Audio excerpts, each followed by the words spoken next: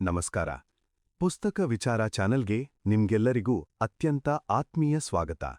ಜೀವನದ ಗುಟ್ಟುಗಳನ್ನು, ಅದರ ಒಳನೋಟಗಳನ್ನು ಇನ್ನಷ್ಟು ತಿಳಿದುಕೊಳ್ಳುವ ಕುತೂಹಲ ನಿಮಗಿದೆ? ಇತರರ ಜೀವನದ ಅನುಭವಗಳನ್ನು ಕೇಳಿ ನಿಮ್ಮೊಳಗಿನ ವ್ಯಕ್ತಿತ್ವವನ್ನು ಮತ್ತಷ್ಟು ಎತ್ತರಕ್ಕೆ ಬೆಳೆಸಿಕೊಳ್ಳುವ ಆಸೆ ನಿಮ್ಮಲ್ಲಿದೆ? ಹಾಗಾದ್ರೆ ಈ ಸಂಚಿಕೆ ನಿಮಗಾಗಿ. ಜೀವನವು ಮೇಲ್ನೋಟಕ್ಕೆ ಕಾಣುವಷ್ಟು ಸರಳವಾದದ್ದಲ್ಲ. ಕೆಲವು ದಿನಗಳು ನಮಗೆ ಕಠಿಣ ಸವಾಲುಗಳನ್ನು ಒಡ್ಡಿದರೆ, ಇನ್ನು ಕೆಲವು ದಿನಗಳು ಅನಿರೀಕ್ಷಿತ ಸಂತೋಷವನ್ನು ತಂದುಕೊಡುತ್ತವೆ. ಬಹುತೇಕ ಜನರಿಗೆ ಜೀವನವೆಂದರೆ ಉತ್ತರಿಸಲಾಗದ ನೂರಾರು ಪ್ರಶ್ನೆಗಳಿಂದ ತುಂಬಿರುವ ಒಂದು ದೊಡ್ಡ ನಿಗೂಢ ಕಡಲು. ಆದರೂ ಈ ಜೀವನದ ಅನಿಶ್ಚಿತತೆಗಳ ನಡುವೆಯೂ ಒಂದು ಸುಂದರವಾದ ಅರ್ಥವನ್ನು ಕಂಡುಕೊಳ್ಳುವುದೇ ನಿಜವಾದ ಬದುಕು. ನಿಮ್ಮ ವ್ಯಕ್ತಿತ್ವವನ್ನು ರೂಪಿಸಿಕೊಳ್ಳಲು, ನಿಮ್ಮ ಆಲೋಚನಾ ಲಹರಿಯನ್ನು ಸಕಾರಾತ್ಮಕಗೊಳಿಸಲು ಮತ್ತು ಜೀವನದ ಕಡೆಗೆ ಹೊಸ ದೃಷ್ಟಿಕೋನವನ್ನು ಬೆಳೆಸಿಕೊಳ್ಳಲು ಈ ಆಡಿಯೋ ಬುಕ್ ನಿಮಗೆ ದಾರಿದೀಪವಾಗಲಿದೆ. ಕಷ್ಟಗಳನ್ನು ಎದುರಿಸಿ, ಸವಾಲುಗಳನ್ನು ಮೆಟ್ಟಿ ನಿಂತು ಅರ್ಥಪೂರ್ಣ ಜೀವನ ನಡೆಸಿದ ಸಾಮಾನ್ಯ ಜನರ ಅಸಾಮಾನ್ಯ ಕಥೆಗಳನ್ನು ನಾವಿಂದು ಹಂಚಿಕೊಳ್ಳಲಿದ್ದೇವೆ. ಬನ್ನಿ, ಈ ಸ್ಫೂರ್ತಿದಾಯಕ ಪಯಣವನ್ನು ಶುರು ಮಾಡೋಣ. ಅಧ್ಯಾಯ 1. ಜೀವ ಉಳಿಸಿದ ಒಂದು ಸಣ್ಣ ಸಹಾಯ. A simple gesture. ಒಂದು ಸಣ್ಣ ಕರುಣೆಯ ಕಾರ್ಯವು ಎಷ್ಟು ದೊಡ್ಡ ಬದಲಾವಣೆಯನ್ನು ತರಬಲ್ಲದು ಎಂಬುದಕ್ಕೆ ಈ ಕಥೆ ಸಾಕ್ಷಿ. ಮಾರ್ಕ್ ಆಗಿನ್ನೂ 8ನೇ ತರಗತಿಯಲ್ಲಿ ಓದುತ್ತಿದ್ದ ಹುಡುಗ. ಅಂದು ಶಾಲೆಯಲ್ಲಿ ದಣಿದು ಮನೆಗೆ ಹಿಂದಿರುಗುತ್ತಿದ್ದ. ಅವನ ಗಮನವೆಲ್ಲ ಮನೆಗೆ ಹೋಗಿ ವಿಶ್ರಾಂತಿ ಪಡೆಯುವುದರ ಮೇಲಿತ್ತು. ಆಗ ಅವನ ಮುಂದೆಯೇ ಹೆಜ್ಜೆ ಹಾಕುತ್ತಿದ್ದ ಇನ್ನೊಬ್ಬ ಹುಡುಗ ದಿಢೀರನೆ ಎಡವಿ ನೆಲದ ಮೇಲೆ ಬಿದ್ದನು. ಅವನ ಬೆನ್ನಿನಲ್ಲಿದ್ದ ದೊಡ್ಡ ಬ್ಯಾಗ್ ಒಡೆದು ಅದರಲ್ಲಿದ್ದ ಪುಸ್ತಕಗಳು, ಬಟ್ಟೆಗಳು, ಟೇಪ್ ರೆಕಾರ್ಡರ್, ಬೇಸ್ಬಾಲ್ ಗ್ಲೌಸ್ ಮತ್ತೊಂದು ಟೋಪಿ ರಸ್ತೆಯ ಮೇಲೆಲ್ಲಾ ಚೆಲ್ಲಾಪಿಲ್ಲಿಯಾಗಿ ಬಿದ್ದವು. ಮಾರ್ಕ್ ಒಂದು ಕ್ಷಣವೂ ಯೋಚಿಸಲಿಲ್ಲ. ತನ್ನ ಪಾಡಿಗೆ ತಾನು ಹೋಗಬಹುದಿತ್ತು. ಆದರೆ ಅವನೊಳಗಿನ ಮಾನವೀಯತೆ ಎಚ್ಚರವಾಯಿತು. ತಕ್ಷಣ ಆ ಹುಡುಗನ ಬಳಿ ಓಡಿಹೋಗಿ ನೆಲದ ಮೇಲೆ ಬಿದ್ದಿದ್ದ ಪ್ರತಿಯೊಂದು ವಸ್ತುವನ್ನೂ ಎತ್ತಿಕೊಡಲು ಸಹಾಯ ಮಾಡಿದನು. ಆ ವಸ್ತುಗಳನ್ನು ಎತ್ತಿಕೊಡುತ್ತಿರುವಾಗ ಅವರಿಬ್ಬರೂ ಒಂದೇ ದಾರಿಯಲ್ಲಿ ಹೋಗುತ್ತಿದ್ದಾರೆಂದು ಮಾರ್ಕ್ಗೆ ಅರಿವಾಯಿತು. ನಾನು ನಿನ್ನ ಜೊತೆ ಬರಲಾ ಎಂದು ಮಾರ್ಕ್ ಕೇಳಿದ. ಆ ಹುಡುಗನ ಮುಖದಲ್ಲಿ ಒಂಥರ ರಿಲೀಫ್ ಕಂಡಿತು. ದಾರಿಯುದ್ದಕ್ಕೂ ಅವರು ಮಾತನಾಡತೊಡಗಿದರು. ಆ ಹುಡುಗನ ಹೆಸರು ಬಿಲ್. ಬಿಲ್ಗೆ ಬೇಸ್ಬಾಲ್ ಮತ್ತು ಇತಿಹಾಸವೆಂದರೆ ಪಂಚಪ್ರಾಣ ಎಂದು ಮಾರ್ಕ್ಗೆ ತಿಳಿಯಿತು. ಮಾತು ಮುಂದುವರಿದಂತೆ ಬಿಲ್ ತನ್ನ ಮನಸ್ಸಿನೊಳಗಿದ್ದ ಭಾರವೆನ್ನೆಲ್ಲಾ ತೋಡಿಕೊಳ್ಳತೊಡಗಿದನು. ತಾನು ಶಾಲೆಯಲ್ಲಿ ಎದುರಿಸುತ್ತಿರುವ ಕಷ್ಟಗಳು, ಸ್ನೇಹಿತರೊಂದಿಗಿನ ಸಮಸ್ಯೆಗಳು ಮತ್ತು ತನ್ನ ಒಂಟಿತನದ ಬಗ್ಗೆ ಅವನು ಹೇಳಿಕೊಂಡನು. ಮಾರ್ಕ್ ಮಧ್ಯೆ ಬಾಯಿ ಹಾಕದೆ ಅತ್ಯಂತ ಗಮನವಿಟ್ಟು ಸಹಾನುಭೂತಿಯಿಂದ ಆತನ ಮಾತುಗಳನ್ನು ಆಲಿಸಿದನು. ಬಿಲ್ ಮನೆ ತಲುಪಿದಾಗ ಬಿಲ್ ಮಾರ್ಕ್ನನ್ನು ಒಳಗೆ ಕರೆದ. ಅಂದು ಇಡೀ ಮಧ್ಯಾಹ್ನ ಅವರಿಬ್ಬರೂ ಟಿವಿ ನೋಡುತ್ತಾ ನಗುತ್ತಾ ಸಮಯ ಕಳೆದರು. ಅಂದಿನಿಂದ ಅವರು ಆಪ್ತ ಸ್ನೇಹಿತರಾದರು. ಜೂನಿಯರ್ ಹೈಸ್ಕೂಲ್ ಮುಗಿಸಿ ಒಟ್ಟಿಗೆ ಹೈಸ್ಕೂಲಿಗೂ ಸೇರಿದರು. ವರ್ಷಗಳು ಉರುಳದವು. ಅವರ ಸ್ನೇಹ ಮತ್ತಷ್ಟು ಗಟ್ಟಿಯಾಯಿತು. ಪ್ರೌಢಶಾಲಾ ಪದವಿ ಮುಗಿಯುವ ಕೆಲವೇ ದಿನಗಳ ಮೊದಲು ಬಿಲ್ ಮಾರ್ಕ್ ಬಳಿ ಬಂದು, ನಾನು ನಿನ್ನ ಬಳಿ ಒಂದು ಬಹುಮುಖ್ಯವಾದ ವಿಷಯವನ್ನು ಹಂಚಿಕೊಳ್ಳಬೇಕು. ನಾವು ಇಬ್ಬರೇ ಮಾತನಾಡಬಹುದಾ ಎಂದು ಕೇಳಿದನು.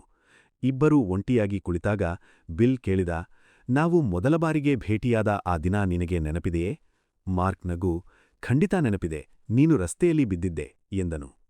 ಆಗ ಬಿಲ್ ದೀರ್ಘವಾಗಿ ಉಸಿರೆಳೆದುಕೊಂಡು ಗದ್ಗದಿತ ಕಂಠದಿಂದ ಹೇಳಿದನು, ಅಂದು ನನ್ನ ಕೈಯಲ್ಲಿ ಅಷ್ಟು ವಸ್ತುಗಳಿದ್ದವು ಏಕೆಂದರೆ ನಾನು ನನ್ನ ಶಾಲೆಯ ಲಾಕರನ್ನು ಸಂಪೂರ್ಣ ಖಾಲಿ ಮಾಡಿ ಎಲ್ಲವನ್ನೂ ಮನೆಗೆ ತೆಗೆದುಕೊಂಡು ಹೋಗುತ್ತಿದ್ದೆ. ನಾನು ಯಾರಿಗೂ ಹೊರೆಯಾಗನೂ ಬಯಸಿರಲಿಲ್ಲ. ಅಂದು ಮನೆಗೆ ಹೋಗಿ ನನ್ನ ಜೀವನವನ್ನು ಕೊನೆಗೊಳಿಸಲು ನಾನು ನಿರ್ಧರಿಸಿದ್ದೆ. ಎಲ್ಲವೂ ಸಿದ್ಧವಾಗಿತ್ತು. ಆದರೆ ನೀನು ಬಂದು ನನಗೆ ಸಹಾಯ ಮಾಡಿದೆ. ನಾವು ಭೇಟಿಯಾಗಿ ಮಾತನಾಡತೊಡಗಿದಾಗ ನನ್ನ ಮನಸ್ಸು ಬದಲಾಯಿತು. ನನ್ನ ಮಾತುಗಳನ್ನು ಕೇಳಲು ಒಬ್ಬನಿದ್ದಾನೆ. ಜೀವನವು ಜೀವಿಸಲು ಯೋಗ್ಯವಿದೆ ಎಂದು ನೀನು ನನಗೆ ಅನಿಸುವಂತೆ ಮಾಡಿದೆ. ನೀನು ಅಂದು ಕೇವಲ ನನ್ನ ಪುಸ್ತಕಗಳನ್ನು ಎತ್ತಿಕೊಳ್ಳಲು ಸಹಾಯ ಮಾಡಿಲ್ಲ ಮಾರ್ಕ್, ನೀನು ನನಗೆ ಬದುಕಲು ಒಂದು ಕಾರಣವನ್ನು ಕೊಟ್ಟೆ. ಇದನ್ನು ಕೇಳಿ ಮಾರ್ಕ್ ದಂಗಾಗಿ ಹೋದನು. ಅವನ ಕಣ್ಣಲ್ಲಿ ನೀರು ತುಂಬಿತು. ತಾನು ಮಾಡಿದ ಆ ಒಂದು ಸಣ್ಣ ಸಹಾಯ ಅರಿವಿಲ್ಲದೆ ತನ್ನ ಸ್ನೇಹಿತನ ಪ್ರಾಣವನ್ನೇ ಉಳಿಸಿತ್ತು ಎಂಬ ಸತ್ಯ ಅವನಿಗೆ ಅರಿವಾಯಿತು. ಅಧ್ಯಾಯ 2. ಅಪ್ಪುಗೆಯ ನ್ಯಾಯಾಧೀಶ. The hugging judge. ನಾವು ಪ್ರತಿದಿನ ಎಷ್ಟೋ ಜನರನ್ನು ಭೇಟಿ ಮಾಡುತ್ತೇವೆ. ಆದರೆ ಅವರನ್ನು ಪ್ರೀತಿಯಿಂದ ಮಾತನಾಡಿಸುವುದು ಬಹಳ ವಿರಳ. ಆದರೆ ಲೀ ಶಪೀರೋ ಹಾಗಲ್ಲ. ಅವರನ್ನು ಪ್ರೀತಿಯಿಂದ ಹಗ್ಗಿಂಗ್ ಜಡ್ಜ್ ಅಂದರೆ ಅಪ್ಪುಗೆಯ ನ್ಯಾಯಾಧೀಶ ಎಂದು ಕರೆಯಲಾಗುತ್ತಿತ್ತು. ಯುನೈಟೆಡ್ ಸ್ಟೇಟ್ಸ್ನ ನಿವೃತ್ತ ನ್ಯಾಯಾಧೀಶರಾಗಿದ್ದ ಲೀ ಕಾಯ್ದೆ ಕಾನೂನುಗಳಿಗಿಂತ ಪ್ರೀತಿ ಮತ್ತು ವಾತ್ಸಲ್ಯಕ್ಕೆ ಹೆಚ್ಚು ಶಕ್ತಿಯಿದೆ ಎಂದು ನಂಬುತ್ತಿದ್ದರು. ನಿವೃತ್ತಿಯ ನಂತರ ಸರಳವಾದ ಅಪ್ಪುಗೆಯ ಮೂಲಕ ಜಗತ್ತಿನಲ್ಲಿ ದಯೆಯನ್ನು ಹರಡುವುದನ್ನೇ ಅವರು ತಮ್ಮ ಜೀವನದ ಧ್ಯೇಯವನ್ನಾಗಿಸಿಕೊಂಡರು. ಅವರ ಕಾರ್ನ ಮೇಲೆ ನನ್ನನ್ನು ಕಾಡಬೇಡಿ, ಕೇವಲ ತಬ್ಬಿಕೊಳ್ಳಿ ಅಂದರೆ don't bug me, just hug me ಎಂಬ ಬೋರ್ಡ್ ಇರುತ್ತಿತ್ತು. ಲೀ ಹಗ್ಗರ್ ಕಿಟ್ ಎಂಬ ವಿಶೇಷ ಕಿಟ್ಟನ್ನು ಇಟ್ಟುಕೊಳ್ಳುತ್ತಿದ್ದರು. ಅದರಲ್ಲಿ ಒಂದು ಅಪ್ಪುಗೆಗಾಗಿ ಒಂದು ಹೃದಯ ಅಂದರೆ ಅ ಹಾರ್ಟ್ ಫಾರ್ ಅ ಹಗ್ ಎಂಬ ಸಂದೇಶವಿರುವ ಸಣ್ಣ ಕೆಂಪು ಬಣ್ಣದ ಸ್ಟಿಕ್ಕರ್ಗಳಿದ್ದವು. ಯಾರನ್ನಾದರೂ ಅಪ್ಪಿಕೊಂಡಾಗ ಆ ಸ್ಟಿಕ್ಕರನ್ನು ಅವರಿಗೆ ಉಡುಗೊರೆಯಾಗಿ ನೀಡುತ್ತಿದ್ದರು. ಅವರ ಈ ಕಾರ್ಯಕ್ರಮ ಸಮ್ಮೇಳನಗಳಲ್ಲಿ ಜನಪ್ರಿಯವಾಯಿತು. ಆದರೆ ಸ್ಯಾನ್ ಫ್ರಾನ್ಸಿಸ್ಕೋದ ಸ್ಥಳೀಯ ಟಿವಿ ಮಾಧ್ಯಮಗಳು ಅವರಿಗೆ ಒಂದು ಸವಾಲನ್ನು ಹಾಕಿದವು. ನಿಮ್ಮ ಈ ಅಪ್ಪುಗೆಯ ಕಿಟ್ ಕೇವಲ ನಿಮ್ಮ ಅಭಿಮಾನಿಗಳಿರುವ ಸಮ್ಮೇಳನಗಳಲ್ಲಿ ಮಾತ್ರ ಕೆಲಸ ಮಾಡುತ್ತದೆ. ಹೊರಗಿನ ಕಠಿಣ ಪ್ರಪಂಚದಲ್ಲಿ ಅಪರಿಚಿತರೊಂದಿಗೆ ಇದು ಕೆಲಸ ಮಾಡುವುದಿಲ್ಲ ಎಂದು ಅವರು ವಾದಿಸಿದರು. ಲೀ ನಗುತ್ತಲೇ ಈ ಸವಾಲನ್ನು ಸ್ವೀಕರಿಸಿದರು. ಮಾರನೇ ದಿನ ಟಿವಿ ಕ್ಯಾಮರಾಗಳೊಳಗೆ ಲೀ ಸ್ಯಾನ್ ಫ್ರಾನ್ಸಿಸ್ಕೋದ ಜನನಿಬಿಡ್ಡ ಬೀದಿಗಳಿಗೆ ಇಳಿದರು. ಮೊದಲು ಅವರು ದಿನಸಿ ವಸ್ತುಗಳ ದೊಡ್ಡ ಚೀಲಗಳನ್ನು ಹೊತ್ತುಕೊಂಡು ಸುಸ್ತಾಗಿ ಹೋಗುತ್ತಿದ್ದ ಮಹಿಳೆಯ ಬಳಿ ಹೋಗಿ, ನಮಸ್ಕಾರ, ನನ್ನ ಹೆಸರು ಲೀ, ನಾನು ಅಪ್ಪುಗೆಯ ನ್ಯಾಯಾಧೀಶ. ಈ ಪುಟ್ಟ ಹೃದಯದ ಬದಲಿಗೆ ನೀವೊಂದು ಅಪ್ಪುಗೆ ನೀಡುವಿರಾ ಎಂದು ಕೇಳಿದರು. ಆ ಮಹಿಳೆಯ ಮುಖದಲ್ಲಿ ಅಚ್ಚರಿ ಮೂಡಿ ನಂತರ ಸಂತೋಷದಿಂದ ಅವರನ್ನು ತಬ್ಬಿಕೊಂಡಳು. ಟಿವಿ ಸಿಬ್ಬಂದಿ, ಇದು ಸುಲಭ, ಆಕೆ ಸಾಮಾನ್ಯ ಮಹಿಳೆ ಎಂದು ಖ್ಯಾತೆ ತೆಗೆದರು. ನಂತರ ಲೀ ಅವರ ಕಣ್ಣಿಗೆ ಬಿದ್ದದ್ದು ಒಬ್ಬ ಪೊಲೀಸ್ ಅಧಿಕಾರಿ. ಆ ಅಧಿಕಾರಿ ಪಾರ್ಕಿಂಗ್ ಟಿಕೆಟ್ ನೀಡುವಾಗ ಕಾರಿನ ಮಾಲೀಕನೊಂದಿಗೆ ರಸ್ತೆಯಲ್ಲೇ ಜೋರಾಗಿ ಜಗಳವಾಡುತ್ತಿದ್ದ. ಪರಿಸ್ಥಿತಿ ಬಿಸಿಯಾಗಿತ್ತು. ಲೀ ನೇರವಾಗಿ ಆ ಕೋಪಿಷ್ಠ ಪೊಲೀಸ್ ಅಧಿಕಾರಿಯ ಬಳಿ ಹೋಗಿ, ನಿಮ್ಮನ್ನು ನೋಡಿದರೆ ಈಗ ನಿಮಗೆ ಒಂದು ಅಪ್ಪುಗೆಯ ತೀವ್ರ ಅಗತ್ಯವಿದೆ ಎನ್ನಿಸುತ್ತಿದೆ. ನಾನು ಲೀ ಶಪೀರೋ, ನಿಮಗೆ ನನ್ನದೊಂದು ಅಪ್ಪುಗೆ ನೀಡಬಹುದೇ ಎಂದು ಲೀ ಕೇಳಿದರು. ಟಿವಿ ಸಿಬ್ಬಂದಿ ಈಗ ಲೀಗೆ ಹೊಡೆತ ಗ್ಯಾರಂಟಿ ಎಂದುಕೊಂಡರು. ಆದರೆ ಎಲ್ಲರಿಗೂ ಆಶ್ಚರ್ಯವಾಗುವಂತೆ ಆ ಕೋಪಿ ಪೊಲೀಸ್ ಅಧಿಕಾರಿಯ ಮುಖದಲ್ಲಿದ್ದ ಕೋಪ ಕರಗಿ ಆತ ಲೀ ಅವರನ್ನು ಬಿಗಿಯಾಗಿ ಅಪ್ಪಿಕೊಂಡನು. ಕೊನೆಯದಾಗಿ ಸಿಬ್ಬಂದಿ ಅತ್ಯಂತ ಕಠಿಣ ಸವಾಲನ್ನು ನೀಡಿದರು. ಸ್ಯಾನ್ ಫ್ರಾನ್ಸಿಸ್ಕೋದಲ್ಲೇ ಅತ್ಯಂತ ಕೋಪಿಷ್ಠ ಎಂದು ಹೆಸರಾಗಿದ್ದ ಬೃಹತ್ ದೇಹದ ಬಸ್ ಡ್ರೈವರಿಗೆ ಅಪ್ಪುಗೆ ನೀಡಲು ಹೇಳಿದರು. ಲೀ ಆತನ ಬಳಿ ಹೋಗಿ, ನಿಮ್ಮದು ಪ್ರಪಂಚದಲ್ಲೇ ಅತ್ಯಂತ ಒತ್ತಡದ ಕೆಲಸ. ನಾನು ಜನರು ದಿನವನ್ನು ಸುಂದರಗೊಳಿಸಲು ಅಪ್ಪುಗೆ ನೀಡುತ್ತಿದ್ದೇನೆ. ನಿಮಗೆ ಒಂದು ಅಪ್ಪುಗೆ ಬೇಕೇ ಎಂದು ಲೀ ಕೇಳಿದರು. ಆ ಒರಟು ಬಸ್ ಡ್ರೈವರ್ ಒಂದು ಕ್ಷಣ ಸ್ತಬ್ಧನಾಗಿ, ಯಾಕಾಗಬಾರದು ಎಂದು ಲೀ ಅವರನ್ನು ಗಟ್ಟಿಯಾಗಿ ಅಪ್ಪಿಕೊಂಡನು. ಪ್ರೀತಿ ಕಲ್ಲನ್ನಾದರೂ ಕರಗಿಸಬಲ್ಲದು ಎಂಬುದನ್ನು ಟಿವಿ ಸಿಬ್ಬಂದಿ ಅಂದು ಕಣ್ಣಾರೆ ಕಂಡು ಮೂಕರಾದರು. ಅಧ್ಯಾಯ 3. ಲೆನಾರ್ಡ್ನ ಮೊದಲ ನಗು. Leonard's smile. ಪ್ರೀತಿಯ ಸ್ಪರ್ಶಕ್ಕೆ ಎಂತಹ ಪವಾಡ ಮಾಡುವ ಶಕ್ತಿಯಿದೆ ಎಂದರೆ ನೀವು ಊಹಿಸಲು ಸಾಧ್ಯವಿಲ್ಲ. ಒಂದು ದಿನ ಲೀ ಅವರ ಸ್ನೇಹಿತೆ, ವೃತ್ತಿಪರ ಕ್ಲೌನ್, ವಿದೂಷಕಿಯಾಗಿದ್ದ ನ್ಯಾನ್ಸಿ ಜಾನ್ಸ್ಟೋನ್, ತೀವ್ರ ಸ್ವರೂಪದ ವಿಕಲಾಂಗ ವ್ಯಕ್ತಿಗಳ ಆರೈಕೆ ಕೇಂದ್ರಕ್ಕೆ ಭೇಟಿ ನೀಡಲು ಲೀ ಅವರನ್ನು ಆಹ್ವಾನಿಸಿದರು. ಲೀ ತಮ್ಮ ಹಗ್ಗರ್ ಕಿಟ್, ಬಲೂನ್ಗಳು ಮತ್ತು ಪಾರ್ಟಿ ಟೋಪಿಗಳೊಂದಿಗೆ ಅಲ್ಲಿಗೆ ಹೋದರು. ಹಾಸಿಗೆ ಹಿಡಿದಿದ್ದ, ಗುಣಪಡಿಸಲಾಗದ ಕಾಯಿಲೆಗಳಿಂದ ಬಳಲುತ್ತಿದ್ದ ರೋಗಿಗಳ ವಾರ್ಡ್ಗಳಿಗೆ ಹೋಗಿ ಅವರನ್ನು ನಗಿಸುತ್ತಾ ಅಪ್ಪಿಕೊಳ್ಳುತ್ತಾ ಸಾಗಿದರು. ಆಸ್ಪತ್ರೆಯ ವಾತಾವರಣವೇ ನಗು ಮತ್ತು ಸಂತೋಷದಿಂದ ತುಂಬಿಹೋಯಿತು. ಕೊನೆಯದಾಗಿ ಅವರು ಅತ್ಯಂತ ಗಂಭೀರ ಸ್ಥಿತಿಯಲ್ಲಿದ್ದ, ದೈಹಿಕವಾಗಿ ಮತ್ತು ಮಾನಸಿಕವಾಗಿ ತೀವ್ರವಾಗಿ ಬಾಧಿತರಾಗಿದ್ದ ರೋಗಿಗಳಿದ್ದ ವಾರ್ಡ್ಗೆ ತಲುಪಿದರು. ಅಲ್ಲಿನ ದೃಶ್ಯ ಮನ ಕಲಕುವಂತಿತ್ತು. ಅಲ್ಲಿ ಲೆನಾರ್ಡ್ ಎಂಬ ರೋಗಿಯಿದ್ದನು. ಅವನಿಗೆ ಮಾತನಾಡಲು, ಕದಲಲು ಸಾಧ್ಯವಿರಲಿಲ್ಲ. ಅವನ ಬಾಯಿಂದ ನಿರಂತರವಾಗಿ ಜೊಲ್ಲು ಸುರಿಯುತ್ತಿದ್ದ ಕಾರಣ ಕುತ್ತಿಗೆಗೆ ಒಂದು ಬಿಳಿ ಬಟ್ಟೆಯನ್ನು, ಬಿಬ್, ಕಟ್ಟಲಾಗಿತ್ತು. ಅವನ ಸ್ಥಿತಿ ನೋಡಿ ಲೀ ಒಂದು ಕ್ಷಣ ಹಿಂಜರಿದರು. ನಾನು ಇವನನ್ನು ಮುಟ್ಟಿದರೆ ಅವನಿಗೆ ಮುಜುಗರವಾಗಬಹುದೇ ಎಂದು ಯೋಚಿಸಿದರು. ಆದರೆ ನ್ಯಾನ್ಸಿ ಅವರನ್ನು ಹುರಿದುಂಬಿಸಿದಳು. ಲೀ ಮೆಲ್ಲನೆ ಲೆನಾರ್ಡ್ನ ಬಳಿ ತೆರಳಿ ಅವನ ತಲೆಗೆ ಒಂದು ಬಣ್ಣದ ಪಾರ್ಟಿ ಟೋಪಿಯನ್ನು ಹಾಕಿದರು. ಅವನ ಕುತ್ತಿಗೆಯಲ್ಲಿದ್ದ ಬಿಳಿ ಬಟ್ಟೆಗೆ ಒಂದು ಕೆಂಪು ಹೃದಯದ ಸ್ಟಿಕ್ಕರ್ ಅಂಟಿಸಿ ಅತ್ಯಂತ ಪ್ರೀತಿಯಿಂದ, ಕಾಳಜಿಯಿಂದ ಅವನನ್ನು ಅಪ್ಪಿಕೊಂಡರು. ಆ ಕ್ಷಣದಲ್ಲಿ ಇಡೀ ವಾರ್ಡ್ನಲ್ಲಿ ಒಂದು ಮೌನ ಆವರಿಸಿತು. ಇದ್ದಕ್ಕಿದ್ದಂತೆ ಎಲ್ಲರಿಗೂ ಆಶ್ಚರ್ಯವಾಗುವಂತೆ ಲೆನಾರ್ಡ್ ಕುರಿಯ ಮರಿಯಂತೆ ಮೆದುವಾದ, ಸಂತೋಷದ ಶಬ್ದಗಳನ್ನು ಮಾಡಲು ಪ್ರಾರಂಭಿಸಿದನು. ಅವನ ಕಣ್ಣುಗಳಲ್ಲಿ ಹೊಳಪಿತ್ತು. ಇದನ್ನು ನೋಡಿ ವಾರ್ಡ್ನಲ್ಲಿದ್ದ ಇತರ ರೋಗಿಗಳು ಉತ್ಸಾಹದಿಂದ ತಮಗಾದ ರೀತಿಯಲ್ಲಿ ಶಬ್ದ ಮಾಡತೊಡಗಿದರು. ಈ ಶಬ್ದ ಕೇಳಿ ವೈದ್ಯರು ಮತ್ತು ನರ್ಸುಗಳು ಗಾಬರಿಯಿಂದ ಓಡಿಬಂದರು. ಏನಾಗುತ್ತಿದೆ ಇಲ್ಲಿ ಎಂದು ಲೀ ಆತಂಕದಿಂದ ಕೇಳಿದರು. ಆಗ ಕಣ್ಣೀರು ಹಾಕುತ್ತಿದ್ದ ನರ್ಸ್ ಒಬ್ಬರು ವಿವರಿಸಿದರು. ಲೆನಾರ್ಡ್ ಇಲ್ಲಿಗೆ ಬಂದು 23 ವರ್ಷಗಳಾಗಿವೆ. ಈ 23 ವರ್ಷಗಳಲ್ಲಿ ಅವನು ಒಮ್ಮೆಯೂ ನಕ್ಕಿರಲಿಲ್ಲ, ಯಾವುದೇ ಪ್ರತಿಕ್ರಿಯೆ ನೀಡಿರಲಿಲ್ಲ. ಅವನು ಸಂತೋಷದಿಂದ ಶಬ್ದ ಮಾಡುತ್ತಿರುವುದನ್ನು ನಾವೆಲ್ಲರೂ ಮೊದಲ ಬಾರಿಗೆ ನೋಡುತ್ತಿದ್ದೇವೆ. ಕೇವಲ 1 ಸೆಕೆಂಡಿನ, ಯಾವುದೇ ಷರತ್ತುಗಳಿಲ್ಲದ ಒಂದು ಅಪ್ಪುಗೆ 23 ವರ್ಷಗಳ ಮೌನವನ್ನು ಮುರಿದಿತ್ತು. ಅಧ್ಯಾಯ 6. ನೀವು ಯಾರು ಎಂಬುದು ಮುಖ್ಯ. What you are is important. ಮಕ್ಕಳು ನಾವು ಹೇಳಿದ್ದನ್ನು ಕೇಳುವುದಿಲ್ಲ, ನಾವು ಮಾಡಿದ್ದನ್ನು ನೋಡುತ್ತಾರೆ. ಬಾಬಿ ಲೆವಿಸ್ಗೆ ಮೈಕೆಲ್ 3 ವರ್ಷ ಮತ್ತು ಕರ್ಟ್ 7 ವರ್ಷ ಎಂಬ ಇಬ್ಬರು ಮುದ್ದಾದ ಗಂಡು ಮಕ್ಕಳಿದ್ದರು.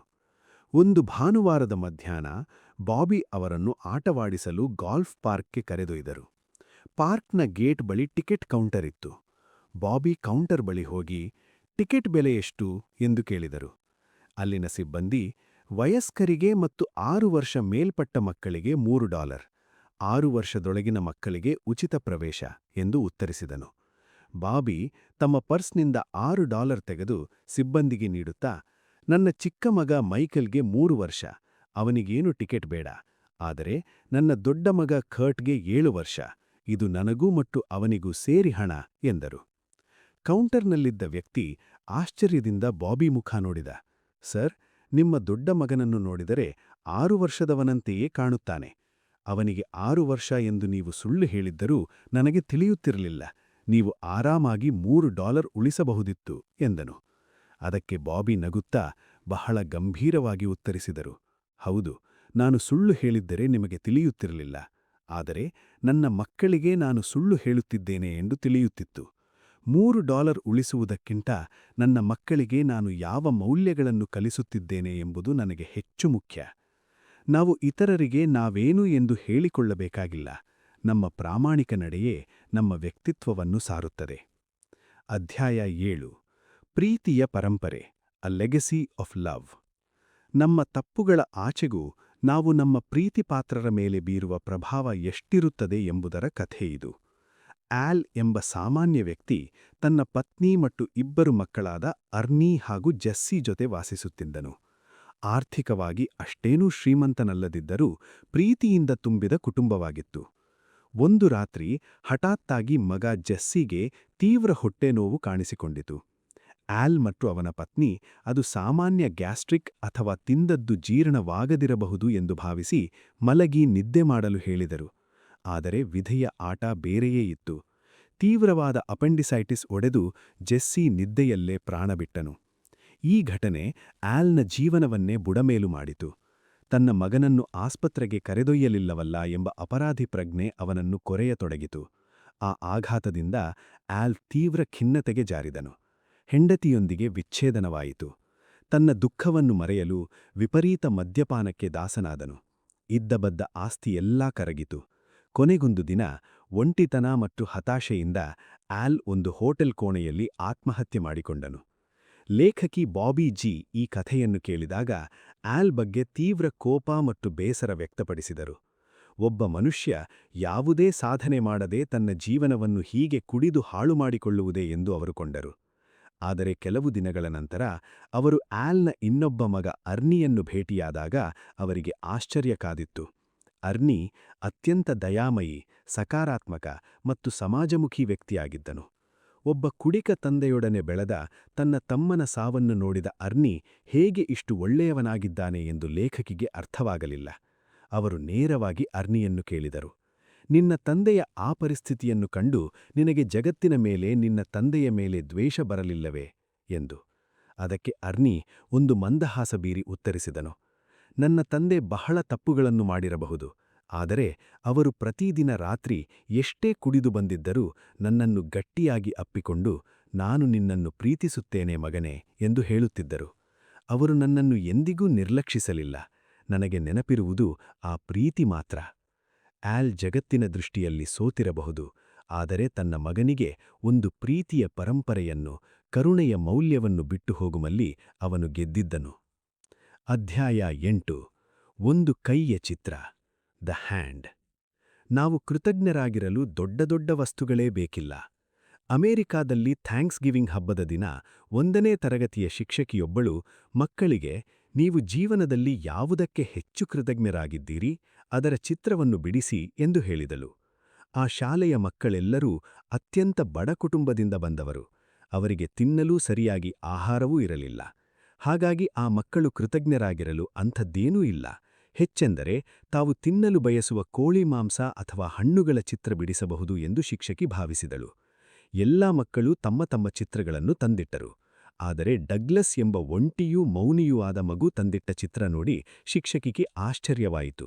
ಅವನು ಯಾವುದೇ ಊಟದ ಚಿತ್ರ ಬಿಡಿಸಿರಲಿಲ್ಲ. ಬದಲಾಗಿ ಒಂದು ಸರಳವಾದ, ತೆರೆದ ಒಂದು ಕೈಯ ಚಿತ್ರವನ್ನು ಬಿಡಿಸಿದ್ದನು. ಇಡೀ ತರಗತಿಯ ಮಕ್ಕಳಿಗೂ ಅದು ಯಾರ ಕೈ ಎಂದು ಕುತೂಹಲ. ಒಬ್ಬ ಹುಡುಗ, ಅದು ನಮಗೆ ಆಹಾರ ನೀಡುವ ದೇವರ ಕೈ ಎಂದ. ಇನ್ನೊಬ್ಬ, ಇಲ್ಲ, ಅದು ರೈತನ ಕೈ ಎಂದ.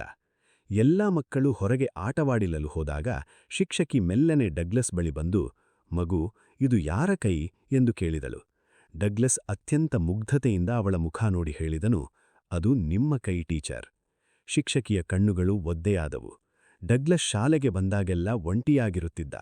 ಆಟದ ವಿರಾಮದ ವೇಳೆಯಲ್ಲಿ ಶಿಕ್ಷಕಿ ಆಗಾಗ ಪ್ರೀತಿಯಿಂದ ಆ ಒಂಟಿ ಮಗುವಿನ ಕೈ ಹಿಡಿದುಕೊಂಡು ಮಾತನಾಡಿಸುತ್ತಿದ್ದರು. ಅವಳಿಗದು ಕೇವಲ ಒಂದು ಕ್ಷಣದ ಕೆಲಸವಾಗಿತ್ತು. ಆದರೆ ಆ ಬಡ ಮತ್ತು ಒಂಟಿ ಮಗುವಿಗೆ ಆ ಸ್ಪರ್ಶವೇ ಜಗತ್ತಿನ ಅತಿದೊಡ್ಡ ಭರವಸೆಯಾಗಿತ್ತು. ಅಧ್ಯಾಯ 9. ನನ್ನಿಂದ ಸಾಧ್ಯ. I think I can. ತಾಯಿಯ ಪ್ರೀತಿ ಮತ್ತು ಮಗುವಿನ ಮುಗ್ಧ ಧೈರ್ಯ ಹೇಗೆ ಸಾವನ್ನೇ ಗೆಲ್ಲಬಲ್ಲದು ಎಂಬುದರ ರೋಮಾಂಚಕ ಕಥೆಯಿದು. 5 ವರ್ಷದ ಪುಟ್ಟ ಬಾಲಕ ರಾಕಿ ಮತ್ತು ಅವನ ತಾಯಿ ಕ್ಯಾಲಿ ಟ್ರಕ್ನಲ್ಲಿ ಅಲಬಾಮಾದ ಕಾಡು ರಸ್ತೆಯಲ್ಲಿ ಪ್ರಯಾಣ ಮಾಡುತ್ತಿದ್ದರು. ರಾಕಿ ಸುಸ್ತಾಗಿ ತನ್ನ ತಾಯಿಯ ಮಡಿಲ ಮೇಲೆ ಕಾಲುಗಳನ್ನಿಟ್ಟು ನಿದ್ದೆ ಮಾಡುತ್ತಿದ್ದ. ರಸ್ತೆಯಲ್ಲಿ ದಿಢೀರೆಂದು ಒಂದು ದೊಡ್ಡ ಹಳ್ಳ ಎದುರಾಯಿತು. ಕ್ಯಾಲಿ ವಾಹನವನ್ನು ನಿಯಂತ್ರಿಸಲು ಪ್ರಯತ್ನಿಸಿದಳು. ಆದರೆ ರಾಕಿಯ ಕಾಲುಗಳು ಸ್ಟೀರಿಂಗ್ ಮತ್ತು ಅವನ ಮಧ್ಯೆ ಸಿಕ್ಕಾಕಿಕೊಂಡಿದ್ದರಿಂದ ಸ್ಟೀರಿಂಗ್ ತಿರುಗಿಸಲಾಗಲಿಲ್ಲ. ಟ್ರಕ್ ನಿಯಂತ್ರಣ ತಪ್ಪಿ ರಸ್ತೆಯ ಪಕ್ಕದಲ್ಲಿದ್ದ 10 ಅಡಿ ಆಳದ ಕಡಿತವಾದ ಕಂದಕಕ್ಕೆ ಉರುಳಿತು. ಭೀಕರ ಅಪಘಾತ. ಟ್ರಕ್ ಸಂಪೂರ್ಣ ಜಖಮ್ಮಾಯಿತು. ಕ್ಯಾಲಿಯ ಮುಖ ಗೇರ್ ರಾಡ್ದೆ ಅಪ್ಪಳಿಸಿ ಮುಖವೆಲ್ಲ ರಕ್ತಸಿಕ್ತವಾಗಿತ್ತು. ಅವಳ ಕೈಮೂಳೆ ಮುರಿದು ಹೊರಗೆ ಬಂದಿತ್ತು. ವಿಪರೀತ ನೋವಿನಿಂದ ಆಕೆ ನರಳುತ್ತಿದ್ದಳು. ಆದರೆ ಅದೃಷ್ಟವಶಾತ್ ಪುಟ್ಟ ರಾಕಿಗೆ ಒಂದು ಸಣ್ಣ ಗೀಚೂ ಆಗಿರಲಿಲ್ಲ. ಗಾಬರಿಯಿಂದ ಎದ್ದ ರಾಕಿ ತನ್ನ ತಾಯಿಯ ಸ್ಥಿತಿಯನ್ನು ನೋಡಿ ಅಳಲಿಲ್ಲ. ಬದಲಾಗಿ ಒಡೆದ ಗಾಜಿನ ಮೂಲಕ ಹೊರಗೆ ಬಂದು ತನ್ನ ಪುಟಾಣಿ ಕೈಗಳಿಂದ ತಾಯಿಯನ್ನು ಹೊರಗೆಳೆಯಲು ಪ್ರಯತ್ನಿಸಿದನು. ತೀವ್ರ ರಕ್ತಸ್ರಾವದಿಂದ ಕ್ಯಾಲಿ ಪ್ರಜ್ಞೆ ತಪ್ಪುತ್ತಿದ್ದಳು.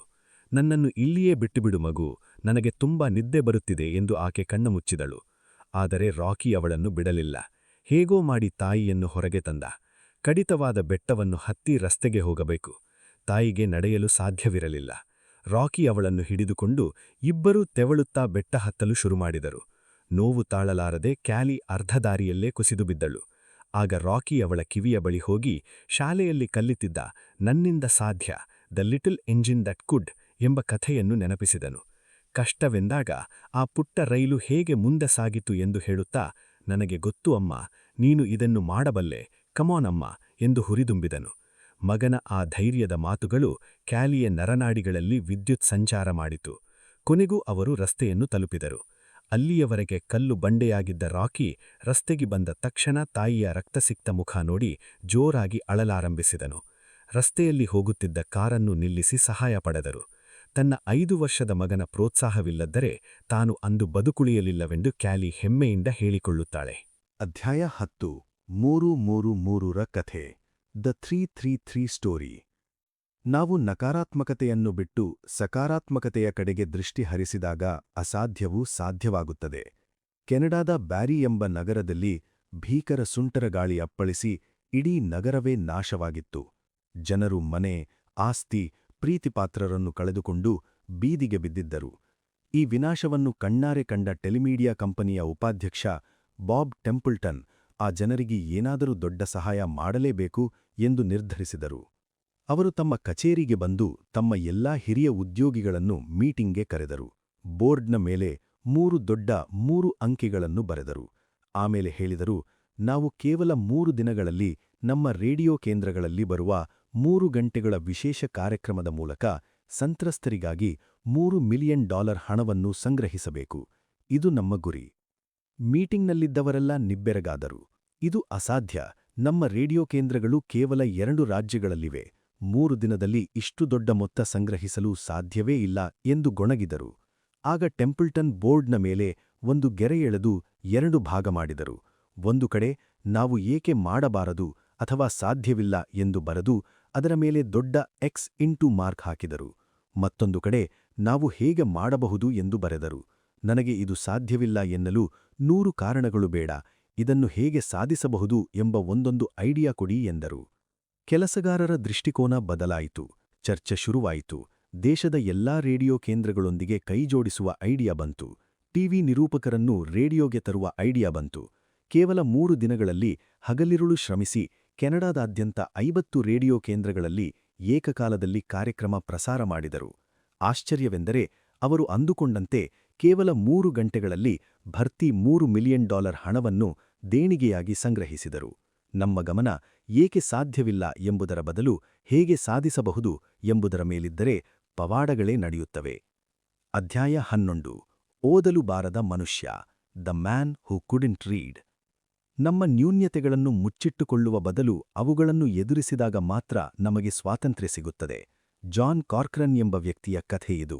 ಬಾಲ್ಯದಿಂದಲೂ ಜಾನ್ಗೆ ಡಿಸ್ಲೆಕ್ಸಿಯಾ ಎಂಬ ಸಮಸ್ಯೆಯಿತ್ತು. ಅವರಿಗೆ ಪುಸ್ತಕದ ಮೇಲಿನ ಅಕ್ಷರಗಳು ಹಾರಾಡುತ್ತಿರುವಂತೆ ಕಾಣುತ್ತಿದ್ದವು. ಏನನ್ನೂ ಓದಲು ಸಾಧ್ಯವಾಗುತ್ತಿರಲಿಲ್ಲ. ಆ ಕಾಲದಲ್ಲಿ ಈ ಕಾಯಿಲೆಯ ಬಗ್ಗೆ ಯಾರಿಗೂ ಅರಿವಿರಲಿಲ್ಲ. ಹಾಗಾಗಿ ಶಾಲೆಯಲ್ಲಿ ಶಿಕ್ಷಕರು ಜಾನ್ ಅನ್ನು ದಡ್ಡ, ಸೋಮಾರಿ ಎಂದು ಕರೆದು ಎಲ್ಲರೆದುರೂ ಬೋರ್ಡ್ ಓದಲು ಹೇಳಿ ಅವಮಾನಿಸುತ್ತಿದ್ದರು. ಜಾನ್ ಆಂತರಿಕವಾಗಿ ಸಂಪೂರ್ಣ ಕುಗ್ಗಿಹೋಗಿದ್ದ. ಆದರೆ ಅವನು ಬುದ್ಧಿವಂತನಿದ್ದ. ಹೇಗೋ ಮಾಡಿ ಬ್ಯಾಸ್ಕೆಟ್ಬಾಲ್ ಆಟಗಾರನಾಗಿ ಕಾಲೇಜಿಗೆ ಸೇರಿದ.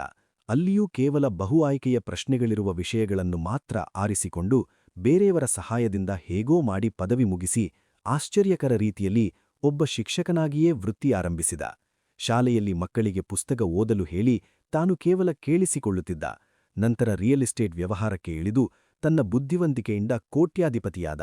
ಎಲ್ಲವೂ ಚೆನ್ನಾಗಿಯೇ ಇತ್ತು. ಆದರೆ ಬಾಗಿಲಿನ ಮೇಲೆ ಪುಷ್ ಮತ್ತು ಪುಲ್ ಎಂದು ಬರೆದಿದ್ದನ್ನು ಓದಲು ಬಾರದೆ ಆತ ಒದ್ದಾಡುತ್ತಿದ್ದ. 1982ರಲ್ಲಿ ದೊಡ್ಡ ಆರ್ಥಿಕ ಕುಸಿತವಾಗಿ ಅವನ ವ್ಯವಹಾರ ನೆಲಕಚ್ಚಿತು. ಬ್ಯಾಂಕ್ನಿಂದ, ಕೋರ್ಟ್ನಿಂದ ನೂರಾರು ನೋಟಿಸುಗಳು ಬಂದವು. ಆದರೆ ಅವನಿಗೆ ಒಂದೇ ಒಂದು ಕಾಗದವೂ ಓದಲು ಬರುತ್ತಿರಲಿಲ್ಲ. ತನ್ನ ಗುಟ್ಟು ಎಲ್ಲರಿಗೂ ಎಲ್ಲಿ ರಟ್ಟಾಗುತ್ತದೋ ಎಂಬ ಭಯ, ಹತಾಶೆ ಅವನನ್ನು ಆವರಿಸಿತು. ಕೊನೆಗೆ ತನ್ನ 48ನೇ ವಯಸ್ಸಿನಲ್ಲಿ ಜಾನ್ ಒಂದು ದಿಟ್ಟ ನಿರ್ಧಾರ ತೆಗೆದುಕೊಂಡ. ತನ್ನ ಈಗೋವನ್ನು ಬದಿಗಿಟ್ಟು ನೇರವಾಗಿ ಪಬ್ಲಿಕ್ ಲೈಬ್ರರಿಗೆ ಹೋದ. ಅಲ್ಲಿನ ಮಹಿಳಾ ಸಿಬ್ಬಂದಿಯ ಮುಂದೆ ನಿಂತು, ನನಗೆ ಓದಲು ಬರುವುದಿಲ್ಲ, ದಯವಿಟ್ಟು ನನಗೆ ಸಹಾಯ ಮಾಡಿ ಎಂದು ಮಕ್ಕಳಂತೆ ಬಿಕ್ಕಿ ಬಿಕ್ಕಿ ಅತ್ತನು.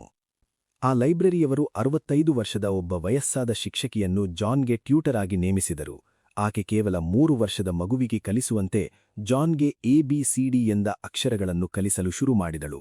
1 ವರ್ಷದ ಸತತ ಪ್ರಯತ್ನದ ನಂತರ ಜಾನ್ ತನ್ನ ಜೀವಮಾನದಲ್ಲೇ ಮೊದಲ ಬಾರಿಗೆ ಒಂದು ಪುಸ್ತಕವನ್ನು ಸಂಪೂರ್ಣವಾಗಿ ಓದಿದ. ಆ ದಿನ ಅವನು ಅನುಭವಿಸಿದ ಸಂತೋಷಕ್ಕೆ ಪಾರವೇ ಇರಲಿಲ್ಲ. ಮುಂದೆ ಆತ ಅಮೆರಿಕಾದಾದ್ಯಂತ ಪ್ರವಾಸ ಮಾಡಿ ತಾನು ಅನಕ್ಷರಸ್ಥನಾಗಿದ್ದ ಕಥೆಯನ್ನು ಹೆಮ್ಮೆಯಿಂದ ಹೇಳಿಕೊಂಡು ಲಕ್ಷಾಂತರ ಜನರಿಗೆ ಸ್ಫೂರ್ತಿಯಾದನು. ಅಧ್ಯಾಯ 13. ಒಂದು ಕ್ಷಣ ನಿಂತು ನೋಡಿ. Take a moment to really see. ನಾವೆಲ್ಲರೂ ಓಡುತ್ತಿದ್ದೇವೆ. ಕೆಲಸ, ಹಣ, ಭವಿಷ್ಯ ಎಂದು ಓಡುತ್ತಿರುವ ನಮ್ಮ ಈ ಬಿಡುವಿಲ್ಲದ ಜೀವನದಲ್ಲಿ ವರ್ತಮಾನದ ಸೌಂದರ್ಯವನ್ನು ಆನಂದಿಸುವುದನ್ನೇ ನಾವು ಮರೆತಿದ್ದೇವೆ. ಜೆಫ್ರಿ ಎಂಬವರು ಒಂದು ದಿನ ಕ್ಯಾಲಿಫೋರ್ನಿಯಾದ ಜನನಿಬಿಡ ರಸ್ತೆಯಲ್ಲಿ ಟ್ರಾಫಿಕ್ ಸಿಗ್ನಲ್ನಲ್ಲಿ ಸಿಲುಕಿದ್ದರು. ಅವರಿಗೆ ಒಂದು ಬಹುಮುಖ್ಯವಾದ ಬಿಸಿನೆಸ್ ಮೀಟಿಂಗ್ಗೆ ಹೋಗಬೇಕಿತ್ತು. ಸಿಗ್ನಲ್ ಯಾವಾಗ ಗ್ರೀನ್ ಆಗುತ್ತದೋ, ಯಾವಾಗ ಕಾರ್ ಓಡಿಸಿಕೊಂಡು ಹೋಗುತ್ತೇನೋ ಎಂಬ ಆತುರದಲ್ಲಿ ಸ್ಟಿಯರಿಂಗ್ ಹಿಡಿದುಕೊಂಡು ಕುಳಿತಿದ್ದರು. ಆಗ ಅವರ ಕಣ್ಣಿಗೆ ಒಂದು ದೃಶ್ಯ ಬಿತ್ತು. ಝೀಬ್ರಾ ಕ್ರಾಸಿಂಗ್ ಬಳಿ ಒಂದು ಕುಟುಂಬ ರಸ್ತೆ ದಾಟಲು ನಿಂತಿತ್ತು. ಆಶ್ಚರ್ಯವೆಂದರೆ ತಂದೆ ಮತ್ತು ತಾಯಿ ಇಬ್ಬರೂ ಅಂಧರಿದ್ದರು. ಇಬ್ಬರ ಕೈಯಲ್ಲೂ ಬಿಳಿ ಕೋಲುಗಳಿದ್ದವು. ತಂದೆಯ ಕೈಯನ್ನು ಒಬ್ಬ ಸಣ್ಣ ಹುಡುಗ ಹಿಡಿದುಕೊಂಡಿದ್ದ. ತಾಯಿ ತನ್ನ ಎದೆಗೊಂದು ಪುಟ್ಟ ಮಗುವನ್ನು ಅಪ್ಪಿಕೊಂಡಿದ್ದಳು. 8 ಲೇನ್ಗಳ ಕಾರುಗಳು ಶರವೇಗದಲ್ಲಿ ಚಲಿಸುವ ಆ ಅಪಾಯಕಾರಿ ರಸ್ತೆಯನ್ನು ಆ ಅಂಧ ದಂಪತಿಗಳು ಹೇಗೆ ದಾಟುತ್ತಾರೆ ಎಂದು ಜೆಫ್ರಿಗೆ ಆತಂಕ ಶುರುವಾಯಿತು. ಆಗ ಒಂದು ಅದ್ಭುತ ನಡೆಯಿತು. ಟ್ರಾಫಿಕ್ ಸಿಗ್ನಲ್ ಗ್ರೀನ್ ಆಯಿತು. ಆದರೂ ರಸ್ತೆಯಲ್ಲಿದ್ದ ಯಾವ ಕಾರು 1 ಇಂಚು ಕೂಡ ಮುಂದೆ ಹೋಗಲಿಲ್ಲ. ಯಾರೂ ಹಾರ್ನ್ ಮಾಡಿಲ್ಲ, ಯಾರೂ ಕೂಗಾಡಿಲ್ಲ. ಇಡೀ ರಸ್ತೆಯಲ್ಲಿ ಸಂಪೂರ್ಣ ಮೌನ. ಆ ಅಂಧ ದಂಪತಿಗಳು ಮೆಲ್ಲನೆ ಹೆಜ್ಜೆ ಹಾಕಲು ಶುರು ಮಾಡಿದರು.